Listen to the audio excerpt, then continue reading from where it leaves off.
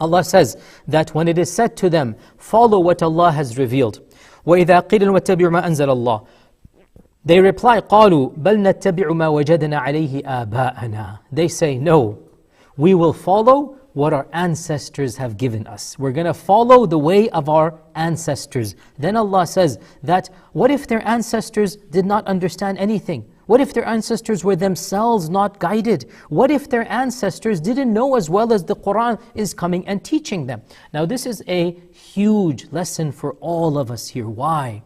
Because the majority of time when people reject the truth, it is because it clashes with the religion or the culture or the morality or the ethics that they themselves have absorbed from the time frame that they are in. And their limited minds cannot think beyond their own time frame, beyond what they have inherited from their own ancestors. And here we are criticizing those Quraysh, that why couldn't they see through? Why couldn't they lift up the blinders and say that Allah knew best, the Prophet ﷺ knew best, just because they were born in paganism? Why did they have to accept paganism? So we criticize them, and we don't realize that sometimes me and you, we fall prey to the same paradigm, the same problem. Just because everybody in our culture has accepted something as ethical, as moral, they've accepted a certain value as positive, and then the Quran comes and clashes with that, and we think, hold on a sec, that doesn't make any sense.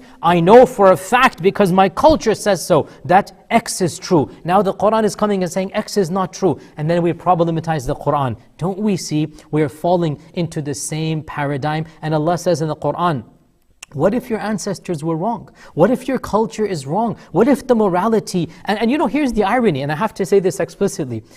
The Quraysh, at least they had 10 generations of ancestors that they can say, you know what, we have a solid tradition, we have a solid paganism, we have a solid idolatry that we've inherited for a millennia. At least they have a long tradition, not that it makes it right, but I'm saying the culture of our times, when they criticize the Quran, it doesn't even go back 20 years, 30 years, one generation ago, and certain values, certain morality, certain sexuality, certain notions of family, certain notions of liberalism and whatnot have become in vogue. And then we believe that is the end all and be all. And we are going to base the validity of the eternal speech of Allah based upon the ephemeral or the temporary nature of our values. And our values are changing night and day. They change from year to year. They change from generation to generation. And that is why we need a force, we need a speech that is beyond the speech of men to tell us right from wrong. And so Allah is saying,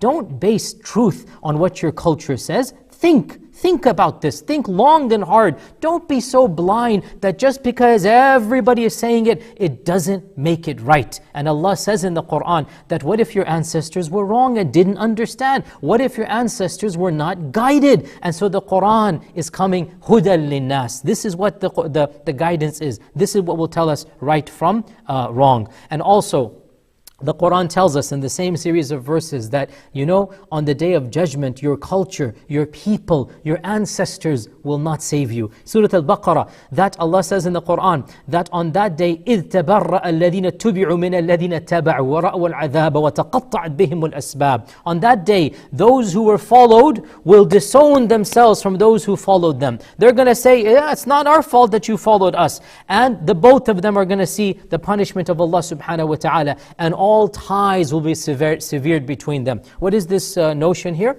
The notion is that on the day of judgment, later people are going to blame the earlier people. Later people are going to say, Allah, it's not my fault, my culture did this, my people did this, my ancestors did this. And so the ancestors are going to say, hey, it's not our fault that you followed us, it's your own fault. And وَتَقَطَّعَتْ بِهِمُ الْأَسْبَابِ. And all links between the two are going to cut off.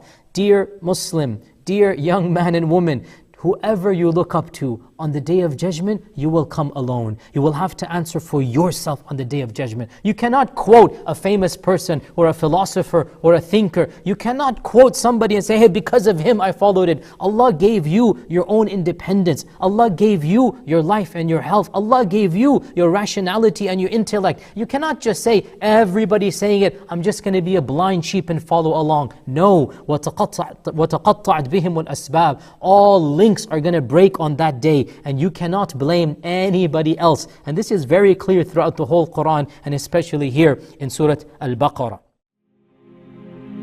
فيا ذلي ويا خجلي إذا ما قال لي ربي أما استحييته تعصيني ولا تخشى من العتب وتخفي الذنب عن خلقي وتأبى في الهوى قربي فتب مما جنيت عسى تعود إلى رضا